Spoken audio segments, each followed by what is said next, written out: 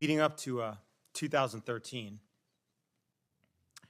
the Institute of Medicine was commissioned by the United States Department of Health and Human Services to review the entire body of existing scientific literature to assess the safety of the CDC's childhood schedule as a whole. HHS paid the IOM to do that. After the IOM engaged in that task with a panel of multidisciplinary scientists, it concluded, quote, "The studies designed to examine the long-term effects of the cumulative number of vaccines or other aspects of the immunization schedule have not been conducted, end quote.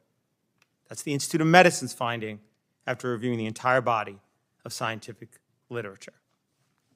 Meaning the IOM could not find studies comparing, as you would do to study the safety of a product, an exposed group, meaning kids that got vaccines, the childhood schedule, with unvaccinated children, kids who got no vaccines, which is what you would need to assess the safety of the schedule. Lacking evidence to support safety, the best the IOM can conclude was, quote, "There is no evidence that the schedule is not safe," end quote. This, of course, also means the IOM cannot find evidence to conclude that the schedule is safe. The IOM report did say it is, quote, "possible to make the comparison," meaning through vaccinated and unvaccinated children, "through analyses of patient information contained in large databases such as the Vaccine Safety Data Link," end quote, which used to be housed at the CDC. But to date, the government has still not conducted this comparison. By the way, the CDC published a white paper in 2015 on how to do that study. Has it been done? I don't know. Has it been published? No. In 2017, one of our clients, Senator Johnson said earlier, the Informed Consent Action Network, wanted to see this exact study of comparing vaccinated versus unvaccinated children. As the trailer you just watched noted, Del Bigtree, ICANN's CEO, had met Dr. Marcus Service at one point, who was the head of infectious disease at Henry Ford Medical Center. And he agreed to meet and to potentially do the study. He conducts clinical trials for vaccines, including for the Moderna COVID-19 vaccine. He's avowedly pro-vaccine. And when we met him, we argued that this was an opportunity to shut the anti-vaxxers up about their claim that unvaccinated children are healthier. To our surprise, Dr. Zerva said he would conduct the study. He recruited a chief epidemiologist and 2 statisticians within Henry Ford to do so. These were mainstream scientists who no doubt held orthodox views regarding vaccines. In early 2020, I received a copy of the study. It showed the results of the analysis comparing children enrolled in Henry Ford from 2000 to 2016 from birth onward who had no vaccines compared to those who had 1 or more vaccines. This study was based on actual medical records. Meaning, finally, a large vaccinated versus unvaccinated study using health data from a major United States health institution, something, as the IOM pointed out, never existed before. The study began by explaining it set out to reduce vaccine hesitancy by assuring parents the CDC vaccine schedule is safe.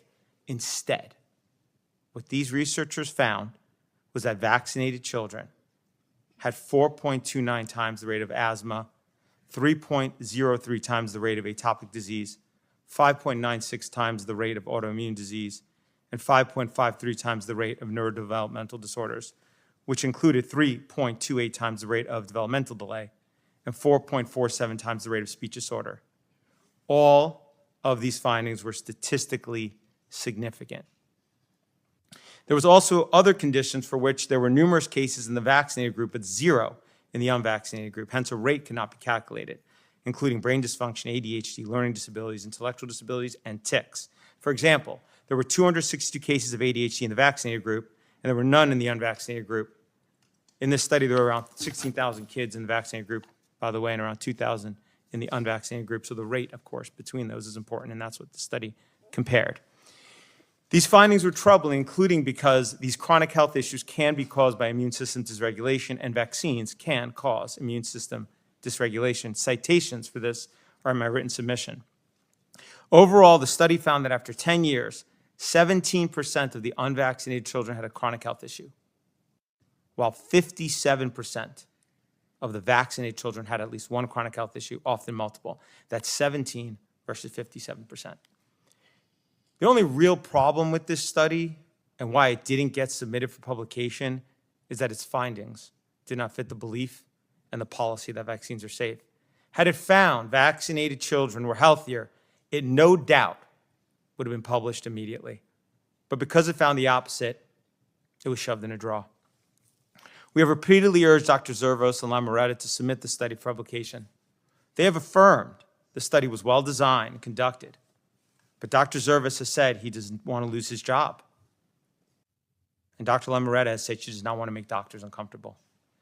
This is a real-world example of how the science around vaccines gets corrupted, how only studies that confirm the beliefs and policies that vaccines are safe get published. Everything else gets shoved in a drawer. This selection bias is dangerous and results in corrupting all the science concerning vaccine safety. We can protect children from infectious disease, and we can protect children from vaccine harms. We should and we must do both.